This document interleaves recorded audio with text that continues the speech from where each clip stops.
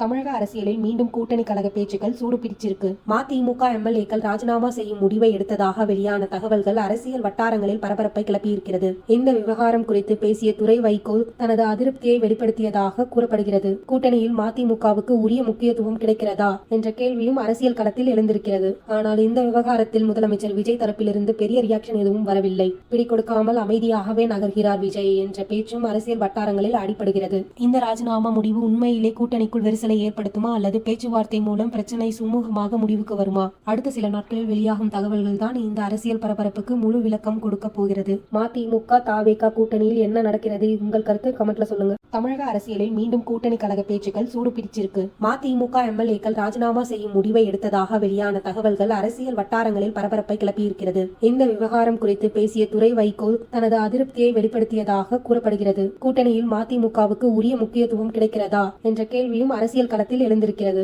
ஆனால் இந்த விவகாரத்தில் முதலமைச்சர் விஜய் தரப்பிலிருந்து பெரிய ரியாக்ஷன் எதுவும் வரவில்லை. பிடிகொடுக்காமல் அமைதியாகவே நகர்கிறார் விஜய் என்ற பேச்சும் அரசியல் வட்டாரங்களில் அடிபடுகிறது. இந்த ராஜினாமா முடிவு உண்மையிலே கூட்டணிக்குள் விரிசலை ஏற்படுத்துமா அல்லது பேச்சுவார்த்தை மூலம் பிரச்சனை சுமூகமாக முடிவுக்கு வருமா? அடுத்த சில நாட்களில் வெளியாகும் தகவல்கள் தான் இந்த அரசியல் பரபரப்புக்கு முழு விளக்கம் கொடுக்க போகிறது. மதிமுக தவேக கூட்டணியில் என்ன நடக்கிறது? உங்கள் கருத்து கமெண்ட்ல சொல்லுங்க.